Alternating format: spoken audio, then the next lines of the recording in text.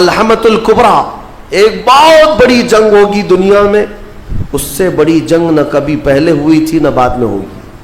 یہ کس کے درمیان؟ مومنین اور کفار و مشرکین کے بیچ۔ اس جنگ کی جگہ بھی میرے آقا نے بیان فرمائی، وہ ملک شام ہوگا، وہ دمشق کے قریب میدان میں جنگ ہوگی۔ تمہارے خلاف لڑنے والے 80 جھنڈوں کے نیچے آئیں گے اور ہر جھنڈے کے نیچے 12,000 کی فوج ہوگی، یعنی تقریباً 9,60,000 کی فوج صرف مومنین سے لڑنے کے لیے حاضر ہوگی ایک میدان۔ اس میں جو مومنین مسلمان جتنے جائیں گے، وہ کتنی تعداد ہے وہ اللہ بہتر جانے، لیکن میرے آقا نے فرمایا پہلے دن 1/3 حصہ میدان چھوڑ کر بھاگ جائے گا مسلمانوں کا، اور حضور پاک فرماتے ہیں وہ پورے روئے زمین کے سب سے بدترین لوگ ہوں گے، ان کی توبہ کبھی نہیں قبول ہوگی۔ جو میدان چھوڑ کر بھاگ چکے ہوں گے ان کی توبہ کبھی نہیں قبول ہوگی۔ دوسرے دن 1/3 جماعت، 1/3 جماعت مومنین کی شہید ہو جائے گی، سب قتل ہو جائیں گے، اور حضور فرماتے ہیں وہ روئے زمین کے سب سے اعلیٰ قسم کے شہداء ہوں گے، سب سے افضل شہداء ہوں گے۔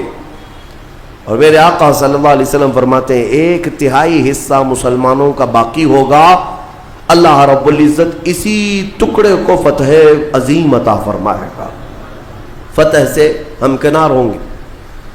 اور اس کے بعد قسطنطنیہ فتح ہوگا، قسطنطنیہ فتح ہوتے ہی دجال ظاہر ہو جائے گا، دجال کا خروج ہوگا پوری دنیا میں۔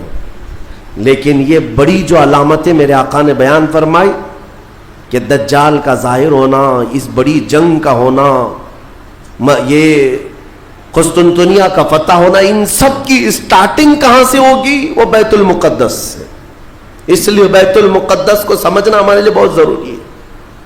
آج یہودیوں کے تسلط میں ہے بیت المقدس، ان ظالم اور غاصب یہودیوں کے پنجوں میں ہے بیت المقدس، اور یہ آج کی مارکہ آرائی نہیں ہے۔ بیت المقدس کے اندر یہ مارکہ آرائی، جھڑپیں ایک دوسرے کے ساتھ پچھلے 4000 سال سے چل رہی ہیں، آج کی نہیں ہے، یہ 4000 سال پرانی تاریخ ہے بیت المقدس کی۔ اور بیت المقدس جو آج فلسطین کی سرزمین پر واقع ہے، جس شہر میں وہ واقع ہے اس کو یروشلم کہتے ہیں، اور یہ حضرت ابراہیم علیہ السلام کا آباد کیا ہوا ہے۔ سیدنا ابراہیم علیہ السلام عراق کے رہنے والے تھے۔ عراق کے دریائے فرات کے قریب ایک چھوٹی سی بستی تھی، بابل کے قریب، وہاں سے ہجرت کر کے ابراہیم علیہ السلام فلسطین آئے اور وہاں ان کی اولاد ہوئی۔ ابراہیم علیہ السلام پوری دنیا میں 2 مقدس سرزمینوں کو آباد کرنے والے نبی ہیں۔ حضرت ابراہیم علیہ السلام سے ایک بیٹے پیدا ہوئے، اسحاق علیہ السلام۔ اسحاق علیہ السلام کو حضرت ابراہیم علیہ السلام نے فلسطین میں آباد کر دیا، اور دوسرے بیٹے ابراہیم علیہ السلام کے سیدنا اسماعیل علیہ السلام، اور حضرت اسماعیل علیہ السلام کو مکۃ المکرمہ میں آباد کیا۔ ابراہیم علیہ السلام کے 2 بیٹے 2 مقدس سرزمینوں کو آباد کرنے والے ہیں، ایک مکہ کو آباد کرتے ہیں اور ایک فلسطین بیت المقدس کو آباد کرتے ہیں۔ اور بنی اسرائیل اسی خاندان کو کہتے ہیں۔ ابراہیم علیہ السلام کے نیچے جو خاندان آیا، حضرت یعقوب علیہ السلام کی اولاد، اور تقریباً سارے انبیاء کرام علیہ السلام جو بنی اسرائیل کے ہیں وہ اسی فلسطین کی سرزمین میں پیدا ہوتے رہے، یا پھر ہجرت کر کے وہیں آئے۔ بڑے بڑے اگر نبیوں کا نام میں اگر ذکر کروں، یہ سب فلسطین میں ہیں۔ حضرت ابراہیم علیہ السلام، حضرت اسحاق علیہ السلام، حضرت یعقوب علیہ السلام، حضرت یوسف علیہ السلام، حضرت داؤد علیہ السلام، حضرت سلیمان علیہ السلام، حضرت زکریہ علیہ السلام، حضرت موسیٰ علیہ السلام، حضرت عیسیٰ علیہ السلام، حضرت یحییٰ علیہ السلام، یہ سب کے سب وہیں بیت المقدس کے ارد گرد آباد۔ وقت کے جلیل القدر پیغمبر، بلکہ یہ رسولان اعظام ہیں، یہ سب فلسطین کی سرزمین پر آباد رہے۔ اس سے آپ اندازہ کر سکتے ہیں کہ وہ زمین کتنی برکت والی ہوگی، وہ زمین کتنی متبرک ہے۔ اور اس زمین کی چھوٹی سی اگر میں آپ کو تاریخ بتاؤں تو ابراہیم علیہ السلام کی اولاد کے آباد ہونے کے بعد بنی اسرائیل یہ سرکش قوم ہے، سرکش قوم ہے۔ بنی اسرائیل. یہ ادھر ادھر بھاگ کر چلے گئے, فلسطین میں آباد نہیں رہے, برسوں بھاگے پھرتے رہے. پھر موسیٰ علیہ السلام کا جب زمانہ آیا تو اللہ تعالیٰ نے آپ کو حکم دیا, اے موسیٰ آپ اپنی قوم کو لے کر اس ارض مقدس میں جائیں. مقدس سرزمین, قرآن میں بھی اللہ نے اس کو مقدس سرزمین فرمایا. یا قوم ادخلوا الارض المقدسہ. موسیٰ علیہ السلام نے کہا ہے میری قوم چلو مقدس زمین پر جاتے ہیں, اور پیٹ پھیر کر بھاگنا مت ورنہ خسارے میں آؤ گے, نقصان میں آؤ گے. جو اس مقدس سرزمین سے پیٹ پھیر کر بھاگے گا وہ بڑے گھاٹے میں رہے گا. قرآن کا فرمان ہے. ان کی قوم جو ہے موسیٰ علیہ السلام کی, اس نے جواب کیا دیا جانتے ہیں؟ بیت المقدس کی طرف موسیٰ علیہ السلام بلا رہے تھے تو وہاں ایک دوسری قوم آباد تھی, قوم عمالقہ. وہ اونچے چوڑے لوگ تھے, بڑے ہٹے تگڑے لوگ تھے. موسیٰ علیہ السلام کی قوم گھبرا گئی اور کہا کہ ہم نہیں آئیں گے. قالوا انا لن ندخلها ابدا ما داموا فيها. جب تک یہ قوم اس سرزمین پر ہے ہم نہیں آئیں گے, ہم نہیں آئیں گے. موسیٰ علیہ السلام بلانے لگے, چلو ان سے لڑائی کریں گے, اللہ تعالیٰ فتح عطا کرے گا. تو انہوں نے کہا اذهب انت وربك فقاتلا انا هاهنا قاعدون. موسیٰ آپ اور آپ کا خدا جا کر اس قوم سے لڑے, ہم بیٹھ کر دیکھیں گے لڑائی کیسی ہوتی. ان کی قوم کا جواب یہ تھا. تو موسیٰ علیہ السلام نے اللہ رب العزت کی بارگاہ میں اپنا عذر پیش کیا تو رب تعالیٰ نے فرمایا, اللہ تعالیٰ نے اب سزا کے طور پر اس قوم کے اوپر فرماتا ہے فَإِنَّهَا مُحَرَّمَةٌ عَلَيْهِمْ 40 سَنَةً يَتِيهُونَ فِي الْأَرْضِ. اب 40 سال تک ان میں کا کوئی بندہ اس مقدس سرزمین پر داخل نہیں ہو سکے گا. اللہ نے حکم فرمایا 40 سال ان پر یہ زمین حرام کر دی گئی, وہی بنی اسرائیل پر اندر آ نہیں سکو گے اس بیت المقدس پر. اور اس کے بعد رب تعالیٰ نے فرمایا یہ بھٹکتے رہیں گے 40 سال. یتیہون فی الارض, میدان تیہ, یہ صحرائے سینا آج بھی مصر کے وادیوں میں ہے. ہم گئے دیکھیں, پہاڑیوں کا ایک سلسلہ ہے, 100 کلومیٹر دور تک چین ہے پہاڑیوں کی, پہچان نہیں پائیں گے. اگر کسی ایک پہاڑی کے بیچ میں چھوڑ دیا جائے تو زندگی پر بھٹکتا رہے. تو اس بنی اسرائیل کو ان پہاڑیوں کے بیچ میں چھوڑ دیا گیا, ان کو راستہ نہیں ملتا تھا. کب تک؟ 40 سال تک راستہ نہیں ملا, بھٹکتے رہے بھٹکتے رہے. وہ ان پہاڑیوں سے باہر آ ہی نہیں پاتے. ایک پہاڑ کراس کرتے سامنے سیم دوسرا پہاڑ نظر آتا, اس کو کراس کرتے تیسرا بھی سیم ویسا ہی نظر آتا. 40 سال گزر گئے بھٹکتے ہوئے. پھر موسیٰ علیہ السلام کی بھی وفات ہو گئی, ہارون علیہ السلام کی بھی وفات ہو گئی. اب یہ جتنے نافرمان تھے یہ مر گئے. ان کی جو نئی نسل آئی, چھوٹے جو بچے تھے, اب وہ جوان ہوئے تو ان کی سوچ مثبت تھی, فکر اچھی تھی. اس وقت اس بنی اسرائیل کے نبی یوشع بن نون تھے, حضرت موسیٰ علیہ السلام کے خادم بھی رہے, یہ اللہ کے نبی تھے. انہوں نے اپنی قوم کو اکٹھا کیا اور سب کے دلوں میں پھر بات ڈالی, آج سے 40 سال پہلے تمہارے باپ داداؤں پر بیت المقدس کی سرزمین حرام کر دی گئی تھی, اب چلو. تو انہوں نے کہا قوم عمالقہ اب بھی ہے, وہاں پر لڑائی ہوگی. انہوں نے کہا چلو میں تمہارے ساتھ ہوں. جب وہ نکلے بیت المقدس کے راستے پر, وہی ہٹے کٹے لوگوں سے ان کا مقابلہ ہوا, قوم عمالقہ سے. صرف دوپہر سے عصر کے درمیان وہ پوری قوم شکست کھا کر بھاگ گئی اور اللہ نے بیت المقدس بنی اسرائیل کو عطا فرمایا. اللہ کے حکم پر اگر چل کر کے دیکھا ہوتا, یہیں بیٹھ کر کے ارے وہ بڑے تگڑے لوگ ہیں, اونچے لوگ ہیں, یہ بنی اسرائیل کی عادت ہے.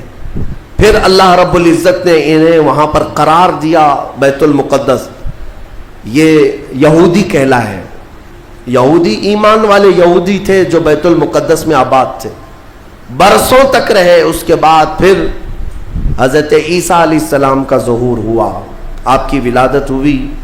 عیسیٰ علیہ السلام کے ساتھ ان یہودیوں نے بڑی بدتمیزیاں کی ہیں, ان کے قتل کا بھی منصوبہ بنایا, ان کی ماں پر الزام لگائے. یہودی بڑی بدماش قوم, اور انہوں نے تقریباً 10,000 نبیوں کو قتل کیا ہے. اللہ کے نبیوں کو قتل کرتے تھے. اب اللہ رب العزت نے قرآن میں جن کے بارے میں فرمایا غضب اللہ علیہم، اللہ کا ان پر غضب ہے، اللہ کا ان پر غضب ہے، آج بھی غضب ہے، غضب ہے۔ تھوڑے دن ان کے ازدہار کے آتے ہیں، ترقی کے آتے ہیں، تو دنیا کو ایسا لگتا ہے پوری دنیا کے بادشاہ یہی ہیں، پھر رب تبارک و تعالیٰ انہیں اوندھے منہ پھر گراتا ہے۔ ذلت ان کا ساتھ قیامت تک نہیں چھوڑے گی، قیامت تک نہیں۔ انہوں نے انبیاء کا قتل کیا اور بیت المقدس میں آباد رہے، تو پھر ایک بادشاہ ایسا آیا عراق کا، بخت نصر نام تھا، وہ آ کر کے بیت المقدس پر ایسا حملہ کیا، ایسا حملہ کیا کہ اس نے ہزاروں یہودیوں کو قتل کیا اور بیت المقدس کی عمارتیں توڑ پھوڑ کر رکھ دی۔ جو حضرت سلیمان علیہ السلام کے زمانے میں عمارت بنی تھی بیت المقدس کی، ہاں یہ بھی میں بتا دوں اس کی تاریخ کیا ہے۔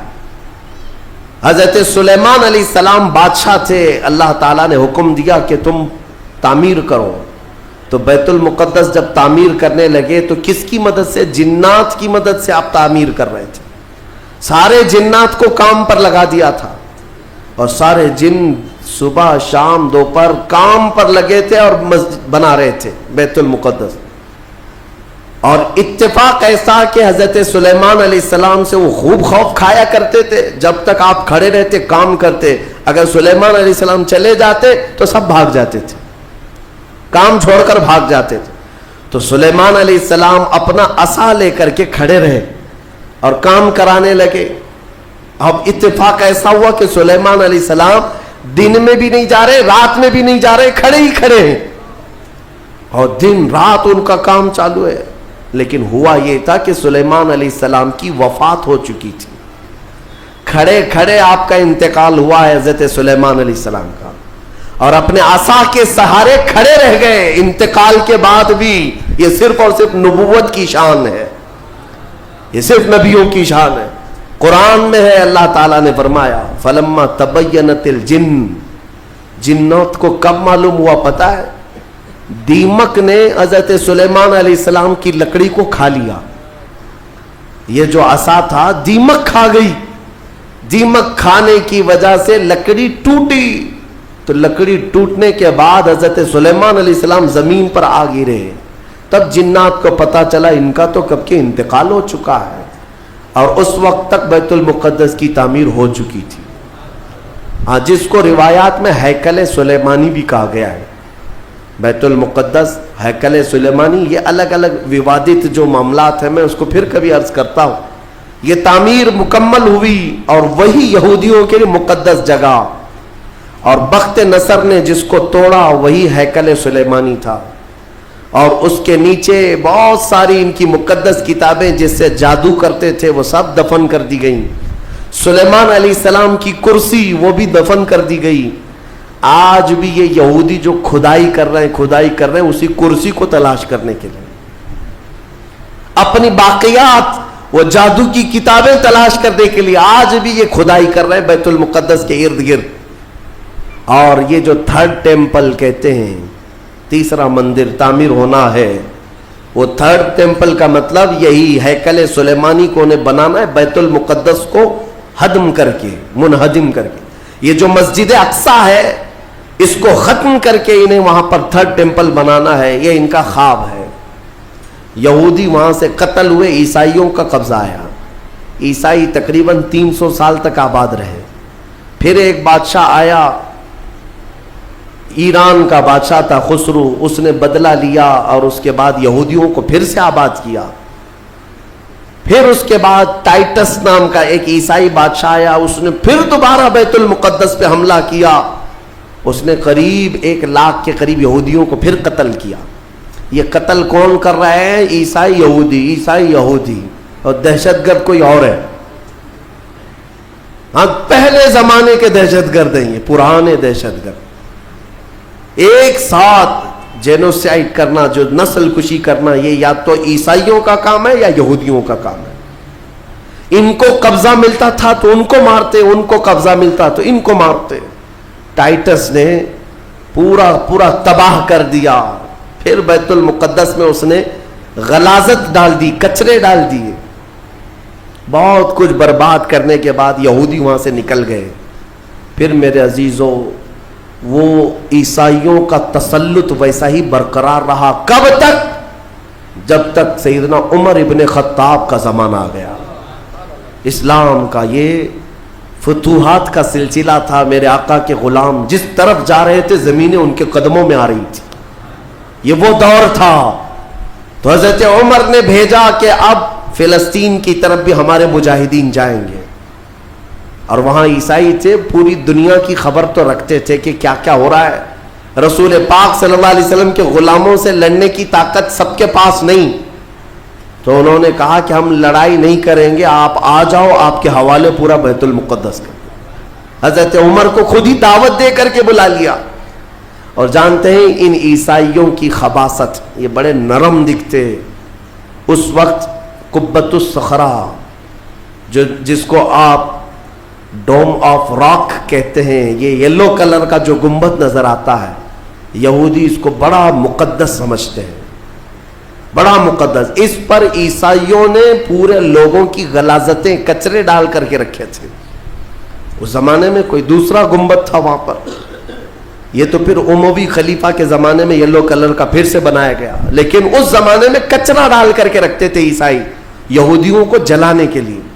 یہودیوں کی وہ مقدس جگہ ہے.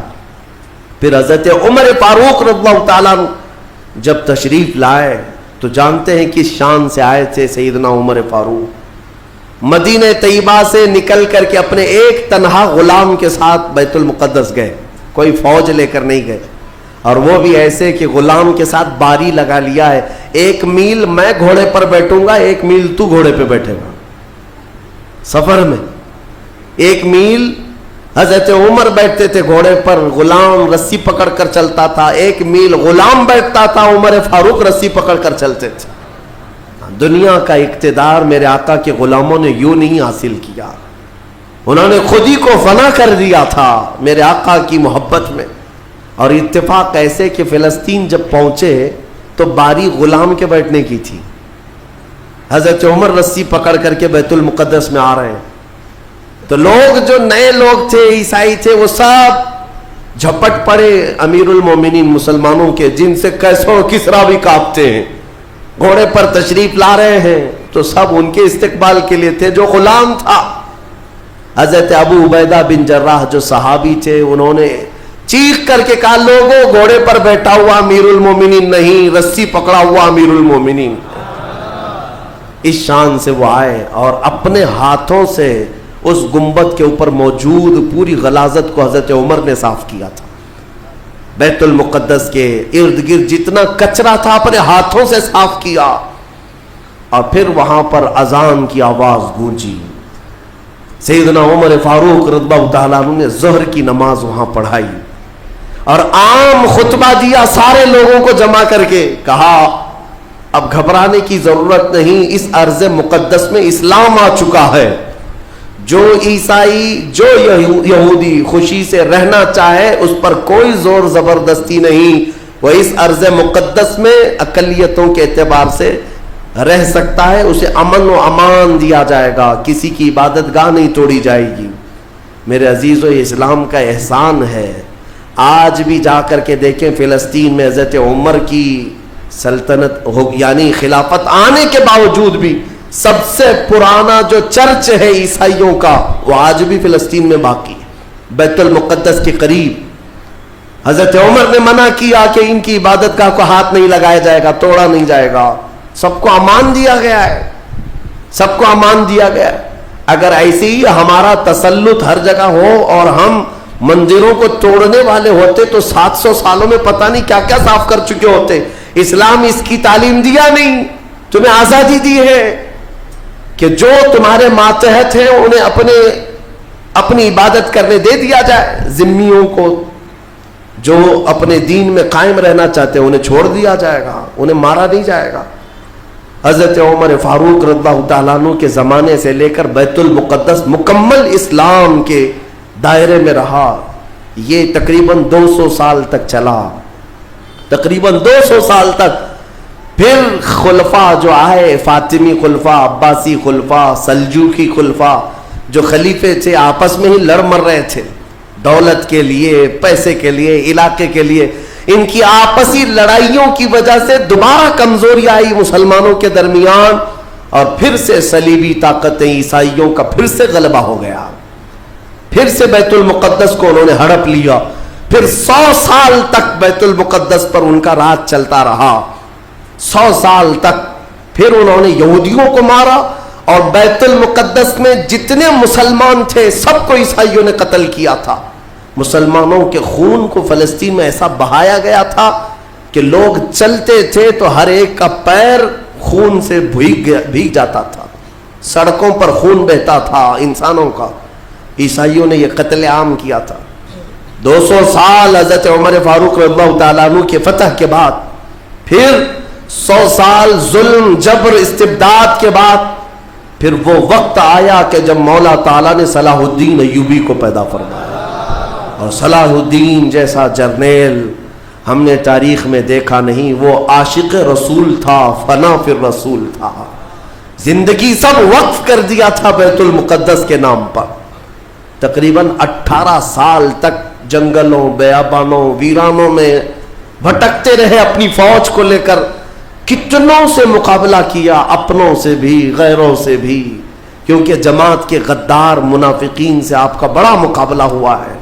سب سے زیادہ تکلیفیں حضرت صلاح الدین ایوبی کو یہ وہ ٹکڑے ٹکڑے جو بادشاہ ہوا کرتے تھے اور خلیفے بنے ہوئے تھے ان سے تھا, کیونکہ وہ عیاش تھے, اپنے حرم کو دنیا سے آباد کیے ہوئے تھے. صلاح الدین کو قتل کرنے کے منصوبے تک بنے. 4 بار جانی حملے ہوئے, پھر بھی اللہ جسے بچانا چاہے. صلاح الدین کا وہ دن بھی آ گیا جب 12,000 کی فوج لے کر 4 لاکھ صلیبیوں سے تنہا لڑ رہا تھا. کوئی مقابلہ ہو سکتا ہے؟ سوچو ذرا تاریخ میں. یہ میں اپنی لکھی ہوئی بات نہیں کر رہا ہوں, ایک انگریز تاریخ دان ہے, اس نے خود کتاب میں لکھا ہے کہ تاریخ کا ایک عجوبہ ہم نے دیکھا ہے کہ 4 لاکھ صلیبی عیسائی ایک جگہ تھے, پورا روم, یورپ سب مڑایا ہے, اور مقابل میں صرف اور صرف ایک سپہ سالار صلاح الدین 12,000 کا فوج لے کر آیا ہے. 12,000. وجہ یہ ہے میرے عزیزوں, 4 لاکھ وہ لائے ہوں گے کھانے پینے والے, لوٹنے کھسوٹنے والے, لیکن صلاح الدین کے ساتھ جو 12,000 تھے وہ جان کا ہدیہ گنبد خضرا میں پیش کرنے والے تھے. ان عاشقوں کی جماعت تھی, اور اللہ تعالیٰ نے صلاح الدین ایوبی کو فتح عطا فرمائی. پھر سے پرچم اسلام لہرایا. میرے عزیزوں, یہ تاریخ تھی 6 صدی ہجری کی. اب یہ 15ویں صدی آ گئی ہے. 6 صدی ہجری سے لے کر بیت المقدس اذانوں سے گونجتا رہا, نمازوں سے آباد رہا, مومنین کا وہاں پر جمع غفیر رہا, لاکھوں کی تعداد میں لوگوں کا آنا جانا چلتا رہا, بلکہ بڑے بڑے جید علماء صالحین وہاں پر آباد ہوئے. امام غزالی رحمۃ اللہ تعالیٰ علیہ کر کے کتنے لوگوں کو اللہ نے ولایت ہے کہ بیت المقدس 800 سال کے قریب ہو گئے صلاح الدین ایوبی کو واپس لائے ہوئے. لیکن پچھلے 100 سال سے پوری دنیا کے یہودیوں کے اندر ایک یہ فکر پیدا ہوئی کہ ہماری ایک ریاست ہونی چاہیے, ہمارا ایک ملک ہونا چاہیے. یہ مارے مارے پوری دنیا میں پھر رہے تھے. ہٹلر نے ان کو مارا تو امریکہ میں چلے گئے, امریکہ میں مارے گئے تو برطانیہ میں گئے, برطانیہ سے فرانس میں گئے. جگہ جگہ یہ تھوڑے تھوڑے تھوڑے آباد ہوتے رہے. اور اس کے بعد پھر ان کے اندر ایک تحریک پیدا ہوئی 18ویں صدی عیسوی میں کہ تمہاری اپنی ایک ریاست ہونی چاہیے. تو ان کی اپنی ریاست, اتنا اپنا ملک چاہیے کہاں؟ وہی مقدس زمین جو تمہارے باپ داداؤں کی ہے, کیونکہ یہودی یعقوب علیہ السلام کی اولاد میں اپنے آپ کو کہتے ہیں. تو اس سرزمین پر جانے کے لیے کوششیں کرتے رہے. لیکن فلسطین اس زمانے میں خلافت عثمانیہ کا حصہ تھی جو ترکی کے بادشاہ تھے. ترکی کے انڈر میں فلسطین آتا تھا, تو وہاں پر ان کی مجال نہیں تھی.